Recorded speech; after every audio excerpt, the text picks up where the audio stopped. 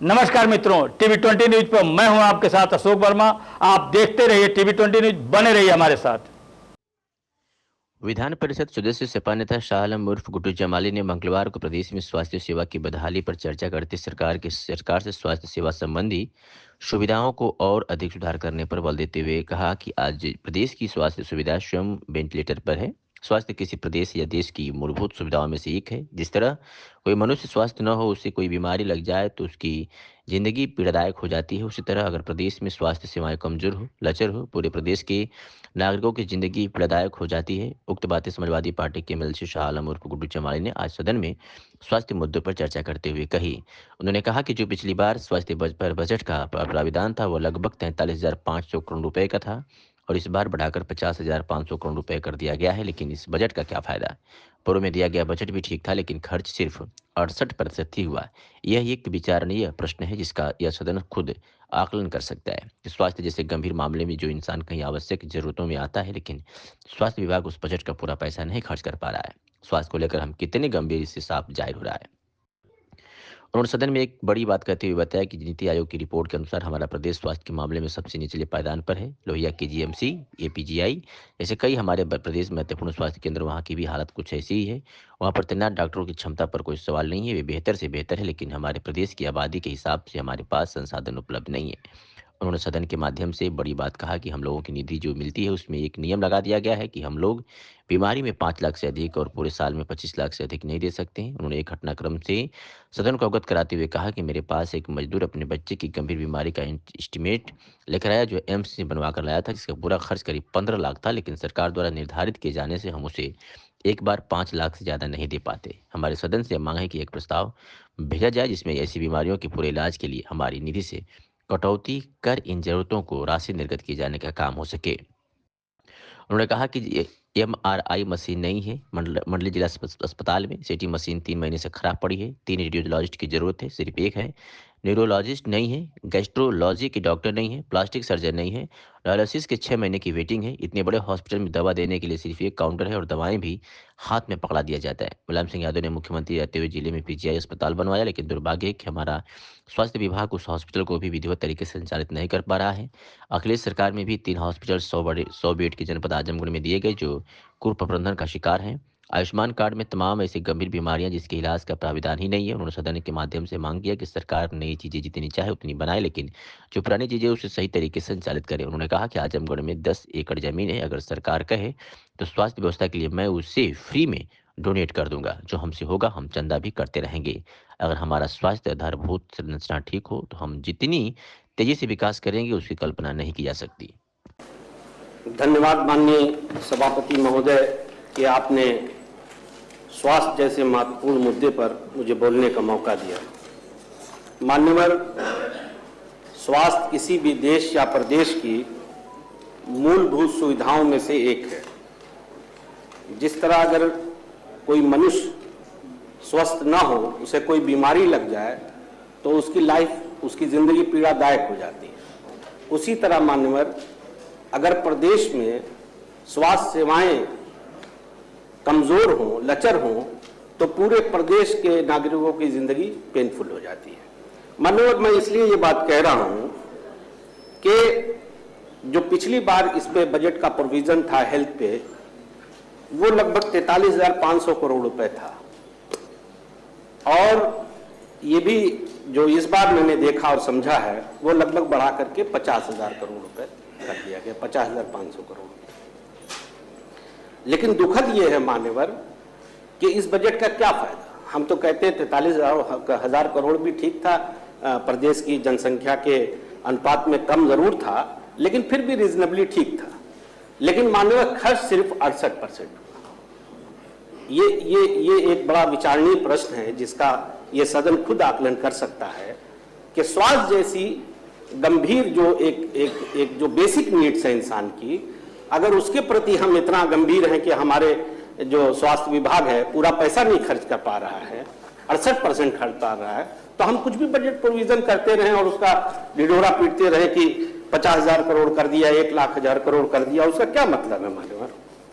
मान्यवर, नीति आयोग की रिपोर्ट के अनुसार हमारा प्रदेश स्वास्थ्य के मामले में सबसे नीचे है, सबसे निचले पायदान पे है। लोहिया, केजीएमसी, एसपीपीजीआई जैसे बड़े जो हमारे इस प्रदेश की बैकबोन है स्वास्थ्य के मामले में, मान्यवर वहां पे भी ये हालत है। ठीक है, वहां कॉम्पिटेंट डॉक्टर्स हैं, बियॉन्ड एनी डाउट कि उनकी क्षमता पे कोई सवाल नहीं, मगर साधन पूरे नहीं। आबादी हमारी जितनी है इस प्रदेश की, उसके हिसाब से उस रेशियो में, उस अनुपात में हमारे पास संसाधन नहीं। नतीजा ये हो रहा है कि बहुत बड़े पैमाने पर मरीज जो गंभीर रूप से पीड़ित हैं, गंभीर बीमारियों से, कैंसर के, किडनी के, हार्ट के, वो बेचारे मजबूर होते हैं, विवश होते हैं जगह और संसाधन की कमी की वजह से कि वो प्राइवेट अस्पतालों में मूव करें, जहां पे उनका धन का भी शोषण होता है और समय से धन की कमी है उनके पास, वो पूरा हो नहीं पाता है और समय से इलाज नहीं मिल पाता, उनकी मृत्यु हो जाती है। मानो इस क्रम में एक और बात कहना चाहता हूं, वो भूल जाऊंगा इसलिए मैं कह दे रहा हूं।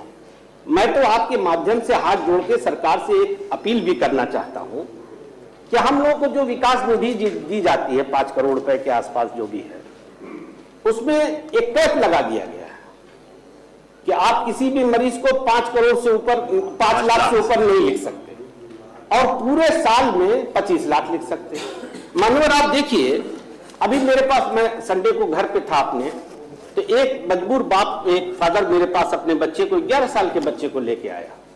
ये एक एस्टिमेट है जो हमारे एम्स का है, मतलब देश की हमारी नाक है, और उनके एस्टिमेट पे कोई डाउट तो, कोई शंका हो नहीं सकती। अब वो बेचारा, उसका बच्चा 11 साल का पीड़ित है मेजर थैलीसीमिया से और एस्टिमेट है 15 लाख का। तो हमसे वो बड़ा रो करके कहने लगा कि आप अपनी निधि से हमें दे दीजिए क्योंकि हमारे पास वक्त नहीं है। तो माननीय, सच बताऊं ईमानदारी से, तो हमारे शर्म के हम उसको जवाब नहीं दे पा रहे थे। बड़ी देर तक सोचते रहे कि इनसे क्या कहें हम। फिर हमने उनको बताया कि देखिए, हम 5 लाख अभी लिख देते हैं, लेकिन 5 लाख से आपकी जरूरत पूरी नहीं होगी, क्योंकि वो मजदूर था। मैंने पूछा आप क्या करते हैं, तो कहने मैं मजदूरी करता हूं। तो फिर मैंने उसको बताया कि हम 5 ही लाख दे सकते हैं क्योंकि कानूनी ऐसा है, और हम मानिए अगर मुख्यमंत्री जी को लिखते भी हैं तो वहां पे भी आधा मिलता है। मैं देखिए विरोध के लिए कभी विरोध नहीं करता। ये बात सही है कि हम लोग जो भी रिकमेंड करते हैं माननीय मुख्यमंत्री जी के यहाँ से राशि आती है, सहायता मिलती है, लेकिन मान्यवर वो आधी मिलती है। ये हम सबको सोचना चाहिए इस पे। देखिए, रोड अगर थोड़ा कमजोर भी होगा चल जाएगा, लेकिन बीमारियां इंतजार नहीं करती। जब तक हम पैसा का इंतजाम करते हैं, पता चला तब तक मरीज मर जाता है। और मान्यवर, ये तो मैंने इसलिए कह दिया कि ये मैं आपसे अपील करूंगा कि इस तरह का कोई एक प्रस्ताव आप अपनी तरफ से भेज दें कि अगर कुछ ना कर सके, मान लीजिए धन की कमी है, तो हम लोग की निधि से क्या घटा दें, ताकि हम लोग खुले दिल से जरूरतमंदों की मदद कर सके। अब रही मान्यवर इसकी बात,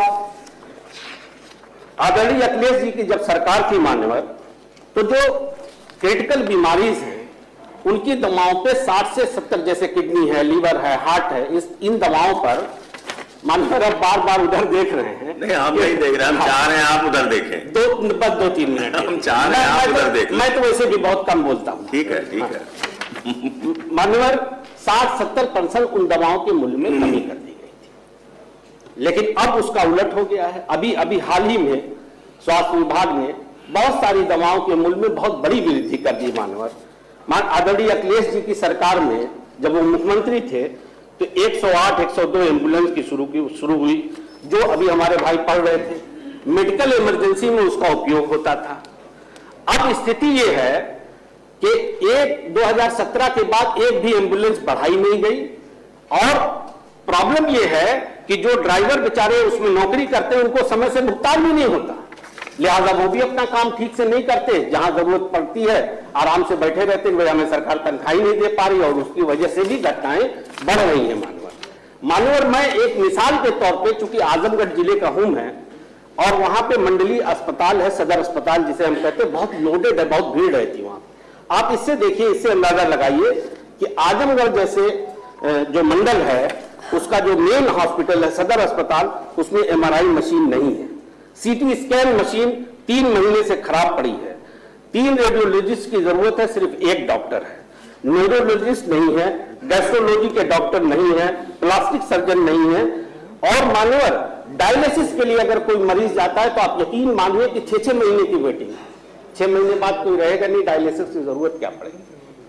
और मान्यवर इतने बड़े हॉस्पिटल में दवा देने के लिए सिर्फ एक काउंटर है, जहां इतने सारे डॉक्टर लिखते हैं, 60-70 लोग लिखते हैं, सिर्फ एक जगह उसको दवा दी जाती है, वो भी लिफाफे या किसी उसमें पैकेट में नहीं दी जाती, हाथ से पकड़ा दिया जाता। कुछ दवाएं खुली रहती है मान्यवर, आप भी समझ सकते हैं कि वो हाइजीनिक नहीं है, वो हाइजीनिक नहीं। और मान्यवर आदरणीय स्वर्गीय मुलायम सिंह यादव जी थे, तो हमारे जिले में एक यूपी पीजीआई भी बनवाया था, बहुत बड़ा इंफ्रास्ट्रक्चर है। मैं समझता हूं 700-800 करोड़ रुपए से कम सरकार ने उस वक्त नहीं खर्च किया था। मगर बहुत दुर्भाग्य है मान्यवर कि इतना बड़ा धन लगाने के बाद अगर उस हॉस्पिटल को भी हमारा स्वास्थ्य विभाग कायदे से देख ले तो आजमगढ़ मंडल ही नहीं, आसपास के जिलों में उसको बहुत फायदा हो सकता है जनता को। लेकिन वहां भी यही हाल है, वहां भी ना तो डॉक्टर रहते हैं, ना स्टाफ है, ना मशीनें हैं। टाइफाइड सारी बिल्डिंग आप देखते रहिए। आदरणीय अखिलेश जी मुख्यमंत्री थे तो हमारे ही जिले में उन्होंने एक 100 बेड के 3 दिए थे, तरौलिया और मेरनगर और एक विधानसभा में दिया था उन्होंने, लेकिन वो भी उसको प्रबंधन का शिकार है मानवर। तो माननीय अध्यक्ष महोदय, अभी बात हो रही थी, ये जो माननीय शाह आलम, माननीय 2 सेकंड आप इस सदन के बहुत अनुशासित माननीय मैं आपसे समय 8 मिनट, ये बहुत जनहित का मुद्दा है, मैं कह लूंगा, मैं पूरे सदन में फिर नहीं बोलूंगा। माननीय ये जो आयुष्मान कार्ड है, अगर आप उसको ठीक से जांच कराएं, मैं तो सरकार से अनुरोध करता हूं कि बेचारे बहुत से मरीज जाते हैं, उनको उनका भी नाम नहीं मिलता, उनका लाभ नहीं मिलता। बहुत सी बीमारियों को कहते हैं कि इसमें कवर ही नहीं, अब वो लेके घूमते रहे। तो माननीय अध्यक्ष महोदय, मैं देखिए स्वास्थ्य एक ऐसा मामला है, मैं तो सरकार से ये कहूंगा कि देखिए हमारे पास अगर कहीं संसाधन, हालांकि संसाधन की कमी नहीं, 8 लाख समथिंग का बजट है, लेकिन स्वास्थ्य अगर हमारी कहते हैं ना कि किसी देश या प्रदेश को आपको तरक्की कराना हो तो आप इंफ्रास्ट्रक्चर पे ध्यान दीजिए, एजुकेशन पे ध्यान दीजिए और स्वास्थ्य पे ध्यान दीजिए। हम बात करते हैं कि बिग 4 बन जाएंगे, अमेरिका के बराबर। अमेरिका ने पहले रोड और स्वास्थ्य ठीक किया, आज दुनिया अमेरिका को सलाम करती है। हमारे पास संसाधन की कमी नहीं है, योग्य डॉक्टरों की कमी नहीं। सरकार ने एक बात कही कि 1 डिस्ट्रिक्ट 1 मेडिकल कॉलेज, मैं उसका स्वागत करता हूं, it is a good initiative. But माननीय, मैं सिर्फ इतना कहना चाहता हूं कि आप नई चीजें जितना चाहे बनाइए, लेकिन जो हमारे पास पुरानी बनी हुई है पहले उसको तो पूरी क्षमता के साथ संचालित करिए। मान्यवर मेरे पास तो मान्यवर, मैं कहना नहीं चाहता, मैं तो 10 एकड़ जमीन मेरे पास आजमगढ़ पे, सरकार कहे मैं उसको डोनेट कर देता हूं, फ्री में कर देता हूं, मेन रोड पे बनाए मेडिकल कॉलेज, और जो हमसे सपड़ेगा हम लोग चंदा भी करके दे देंगे। क्योंकि स्वास्थ्य अगर हमारा ठीक हो, एजुकेशन ठीक हो, इंफ्रास्ट्रक्चर ठीक हो, तो ये प्रदेश किस रफ्तार से तरक्की करेगा उसको हम दूसरे देशों से कल्पना कर सकते हैं। लेकिन सच्चाई ये है मानवर कि ये सिर्फ एक कोरा ढिढोरा है। आप 50 करोड़ का 50,000 करोड़ का बजट ले आएंगे, खर्च करेंगे 25,000 करोड़ रुपए, उसका क्या मतलब है मानवर। माननीय अध्यक्ष महोदय, आपने मुझे पेशेंटली सुना, मौका दिया, मैं आपका आभारी हूं।